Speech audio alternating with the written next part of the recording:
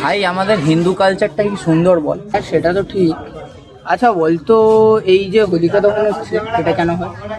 তো শোন, এটা যখন 16 দিনের বনবাসে মহাভারত হচ্ছিল, তখন অর্জুন যখন রাবণের নাভিতে ব্রহ্মাস্ত্র মারলো, তখন ব্রহ্মাস্ত্র মারার পর যখন উনি মথুরায় গেলেন, তবে থেকে এই রিচুয়ালটা মানানো হয়।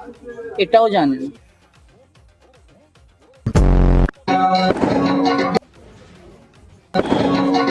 ভাই আরে ভাই, সর সর সর, আমরা আগুনে অনেক কাছে আছি, ফাটলে গায়ে লাগবে।